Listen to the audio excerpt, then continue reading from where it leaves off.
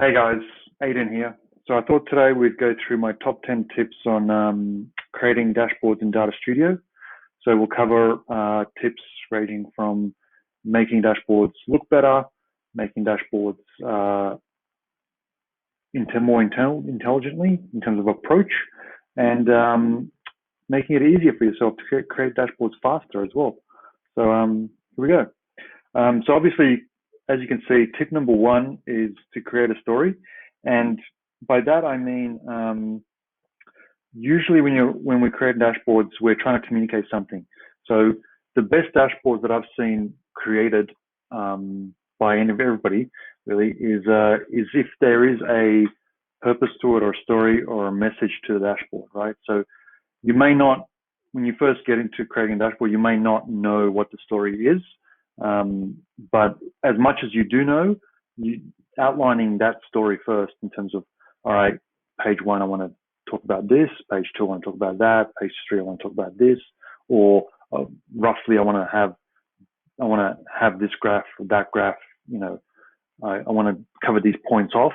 Knowing that before you get into any sort of dashboard building in Data Studio itself is going to be invaluable, and it's going to save you a ton of time because one, you're going to be more focused on what you're doing. Two, you're going to pre-think or think ahead of time on how you're going to do it. So it's going to be much more efficiently done.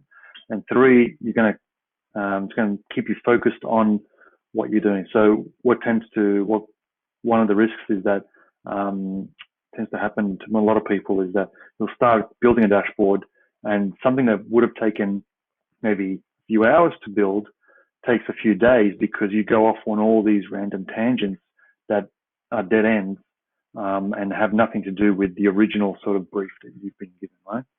So tip number one is start off with creating a story outline.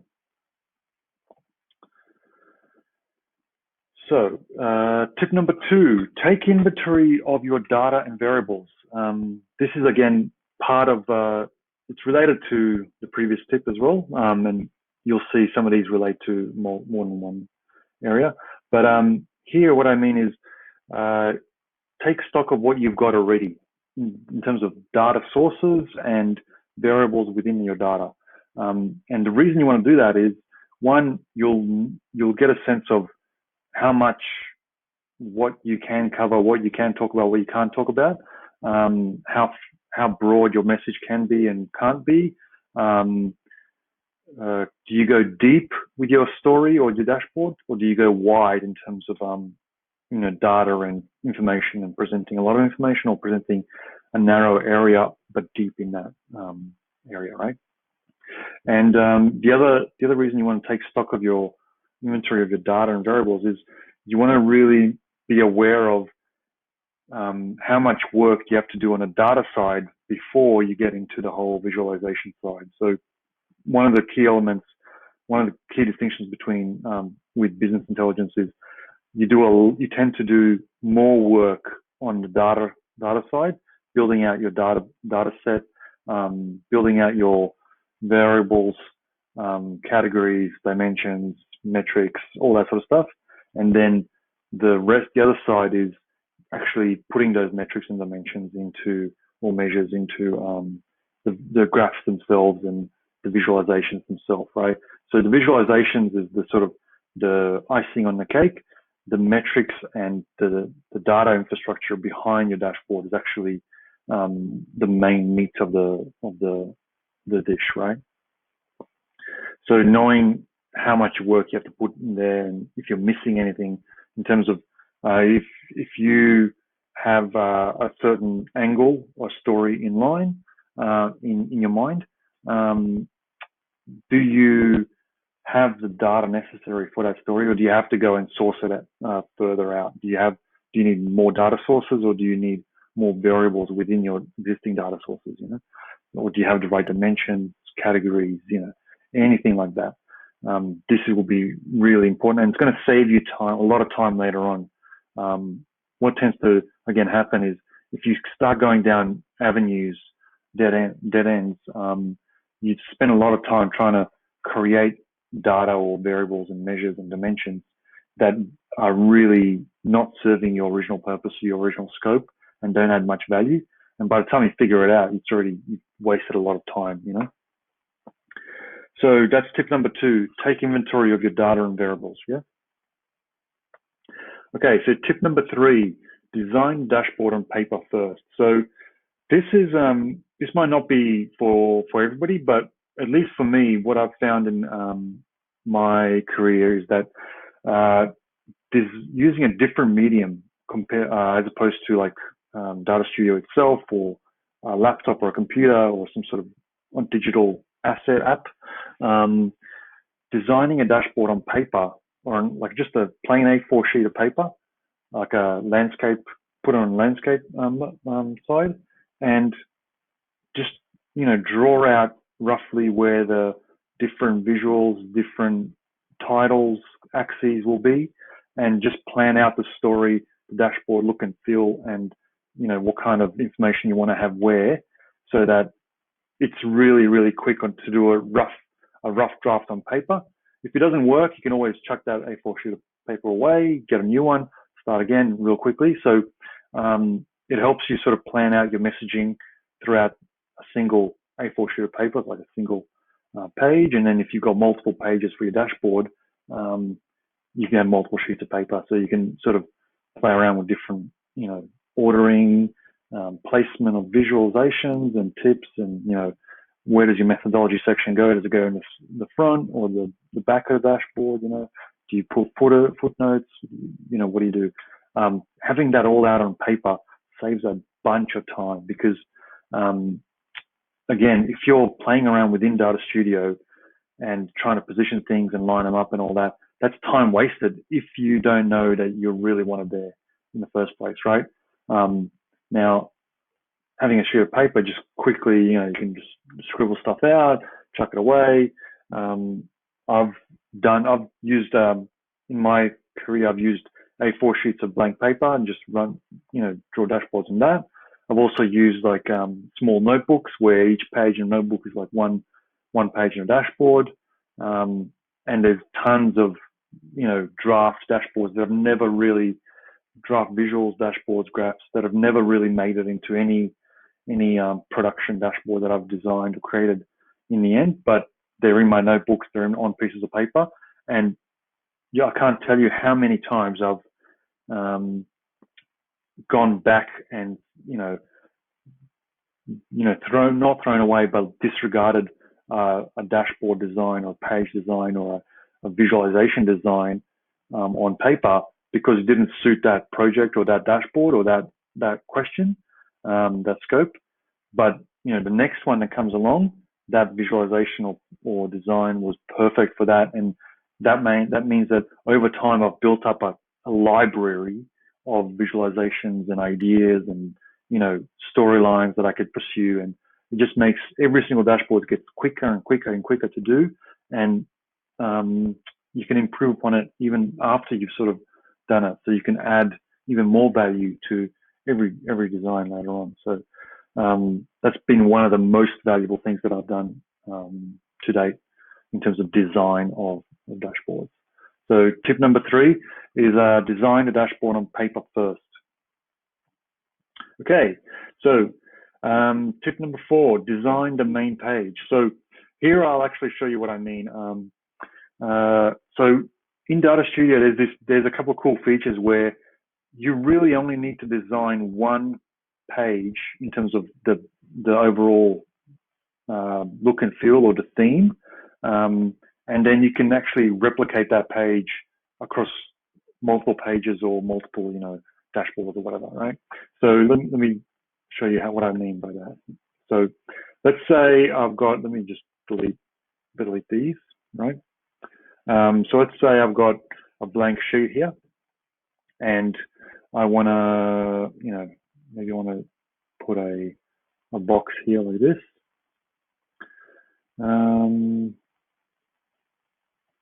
Like that, right?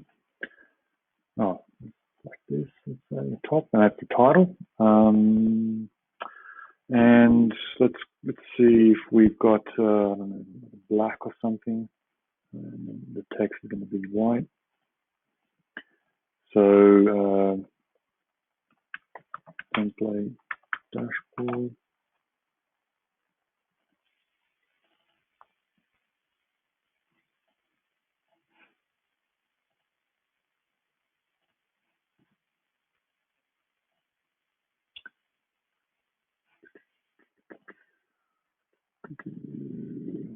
Okay, so let's see that. And let's make it just a little bit bigger. Bigger than that. 32. Okay, so let's say this is like the heading for each page, and maybe you've got 10 pages, maybe you've got 11, 12, 15, 24, 3, doesn't really matter.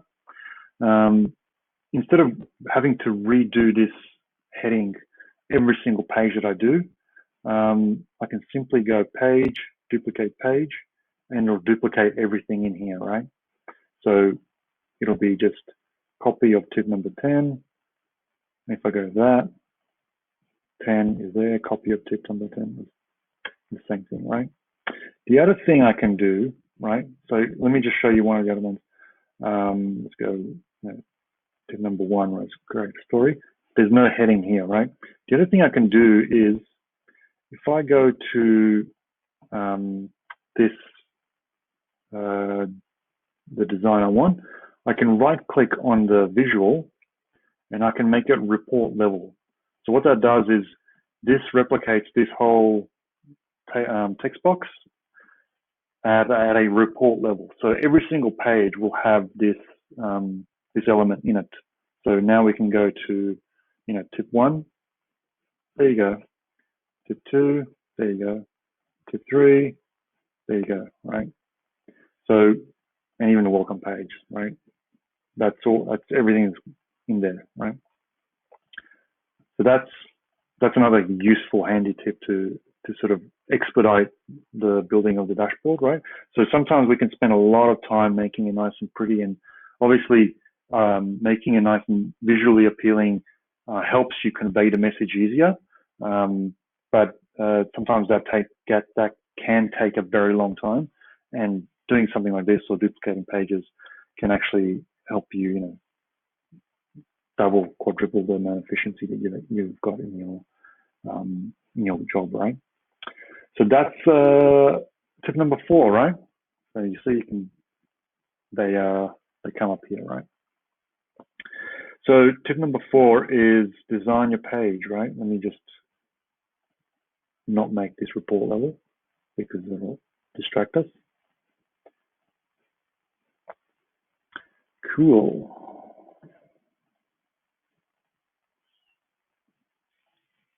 Okay, so that's done. Tip number 4, design the main page and then replicate the design elements across all your other pages with either duplication of the page or making the elements report level, okay? All right, tip number 5, pick your data connectors carefully. So this is a really important one.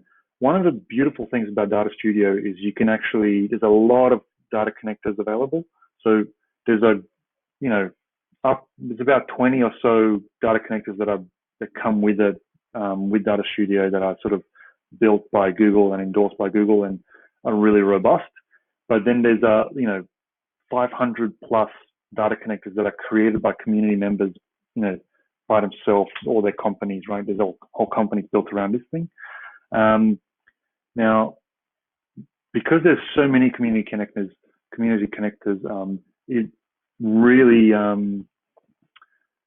it can really be useful to get data from everywhere, right?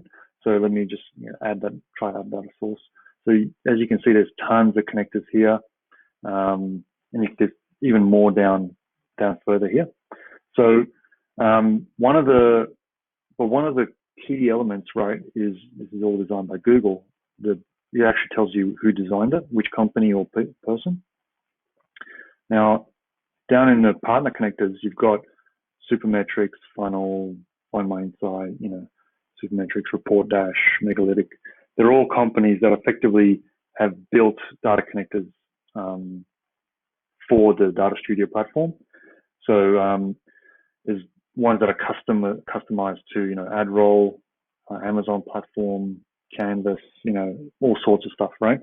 Now, one of the things that you should keep in mind when you pick whether it's a standard connector or community connector, is one, the robustness of that connector. So sometimes when connectors are built by partners, they are not very robust. So when you schedule a refresh, it doesn't activate the data refresh, or doesn't filter data through, or if it's meant to be real time, the data lags by a couple of days, and sometimes lags by a couple of days, but sometimes it comes through straight away. So, for example, some of the Shopify stuff, you can actually get a 1 or 2 day lag in data coming through. And when you're talking about e-commerce and the speed there, you really don't want to be worrying about have you got all the data in your dashboard to make a decision on whether you should promote a product or not, right? So robustness of the connector is one thing. The other one is just keep in mind, a lot of these partner connectors and partners will actually charge you money for the connector, to use the connector, right? And that happens in one of two main ways. There's few ways that they do it, but one of two main ways that they do it. One, they actually do it per the amount of data that goes through the connector, so the number of rows or data elements or data points. And then the other one is just a flat fee where it's like $10 a month or $50 a month, and then you can connect, let's say, one data studio report to it, or maybe if it's like a Facebook connector, maybe you can connect one Facebook page to it, but you can't connect two Facebook pages. And if you want two Facebook pages, you have to pay extra for like a higher license, a higher cost, right? So be careful when you're choosing your connector, because there's some connectors that are really good, but you have to pay for them. Others are better than some others that you have to pay for. Some ones that are free are actually better than some you have to pay for. And really, just it comes down to research, and you have to really do your research. Some of the big ones are obviously, like, I don't know if you've noticed here, Supermetrics is a real big one. They were one of the early ones to this whole connector game. Megalithic is another big one. TapClicks is relatively new. SEO Monitor is relatively new in terms of connectors, that is. Capsule, relatively new. TapClicks, there's a ton of these, right? So do your research, make sure you read the reviews, and make an informed choice around which one best suits you in terms of your price point and functionality, right? So tip number 5, pick your data connectors carefully, yeah? Tip number 6, utilize the Data Explorer. So this kind of comes back to some of the earlier tips that I gave you as well, in terms of when you're creating your storyline or creating your visuals and laying them out and all that. One of the really useful things here is that if you go to the homepage of let's just go here. If you go homepage of Data Studio, it looks like this, right? So you can create reports and you can create data sources. But what else you can do is, one of the beta features here is that you can actually create a Data Explorer. So Data Explorer is basically you can play around, you can connect your data sources. So let's go here, sample data. You can connect your data source and just play around with the visual and the graphs and what they could look like in different formats and all that, without actually, doing it in the dashboard itself. Now, you can do it in Data Studio. You can do all this, play around with different graph visuals and axes and, colors and all that sort of stuff. You can do it all in Data Studio itself, in the dashboard itself. But the Explorer here is also available, and you can sort of muck around with, what it could look like. Do you get any valuable insights from that? If you don't get any valuable insights from a certain format, then you might want to try a different way of showing the data or different variables or dimensions, you know. So the Data Explorer is really useful for that. So tip number 6 is utilize the Data Explorer as much as you can before you start, you know, building your final dashboard, right? So tip number 7, take inspiration from the community. So one of the beautiful things about Data Studio is it's got a really big online community, and some of the ways, as you can see, obviously there's a lot of data connectors, partner data connectors, and that's purely just built by the community, whether it's companies or individuals. They, you know, tons of people have built connectors for Data Studio. The other one is actually, you can actually create, there's tons of Data Studio community visualizations as well. So these are basically visualizations or graphs that are built by the community out there online, right? So things like starburst, you know, certain kinds of maps, kinds of bubble charts, Gantt charts, you know, stuff that's animated, which is kind of cool, you know, star ratings, you know. So these are usually not part of the normal suite of dashboard visualizations or graphs in Data Studio, and that's why, you know, people have had to go out and build their own. And when they build their own, they've shared it with the rest of the community. So, you know, waterfall charts, candlesticks, histograms, you know, there's tons of them here.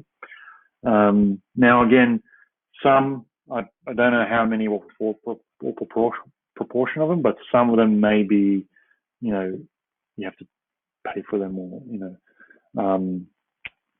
a license fee for using them, you know. But most of them, I think, are free as well. So make sure you take advantage of that.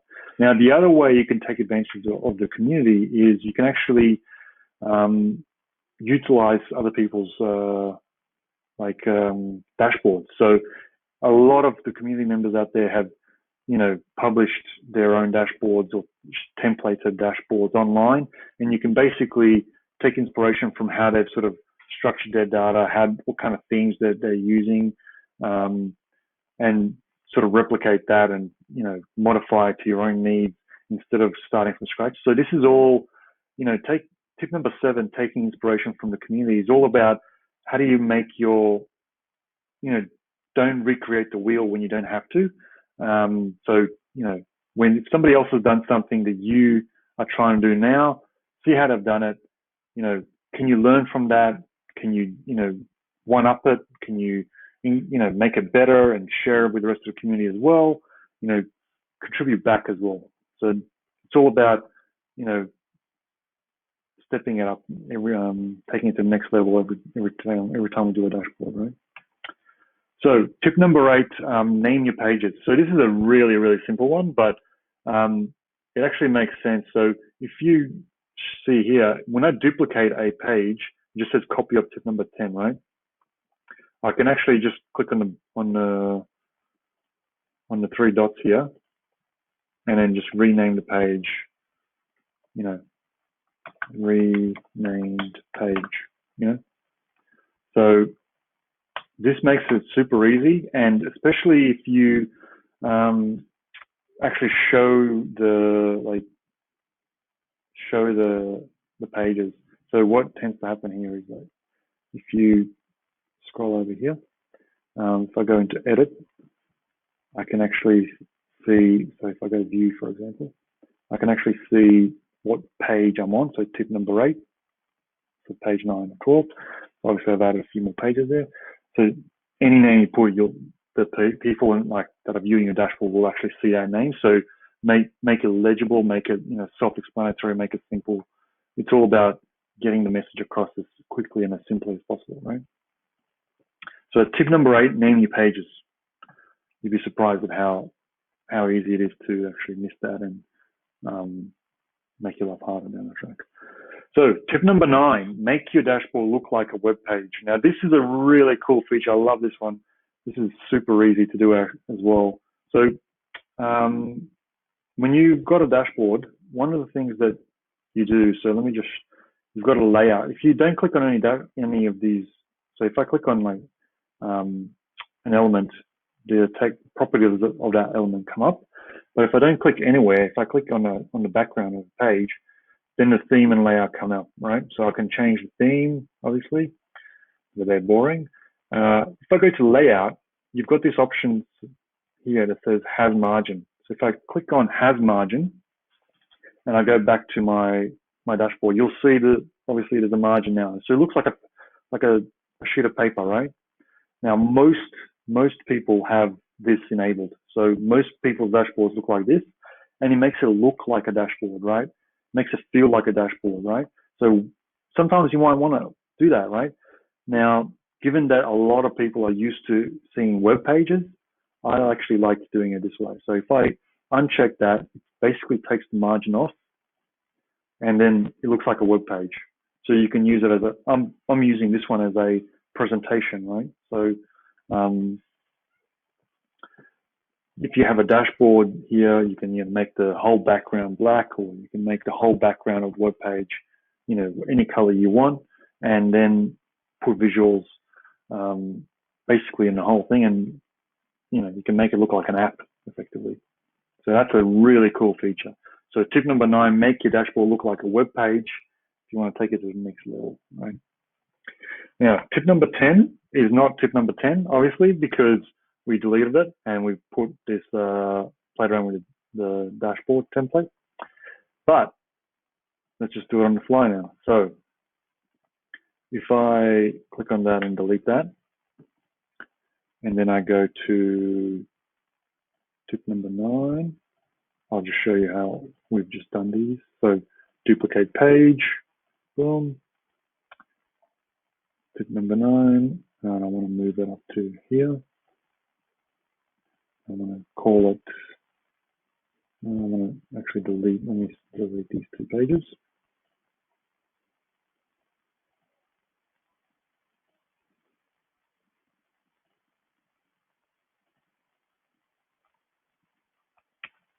Tip number 10, beautiful.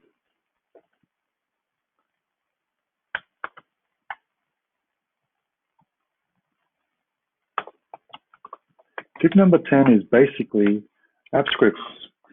So you might have heard of app scripts, or you might not have. App scripts is like the native or the effectively JavaScript version of JavaScript language that is in Google Cloud, and you can use it for, it's like you can use it to extend basically any one of the Google Cloud apps. So whether it's Data Studio or Google Sheets, Google Docs, whatever, you can use it to extend any one of those in any ways possible. So you can go from so the way you create connectors, community connectors, is through app scripts. So you can create your own connector using app scripts. You can connect your own APIs to your dashboard. You can connect your own internal data to your dashboard through APIs, through using app scripts. You can extend the functionality. You can change the menus.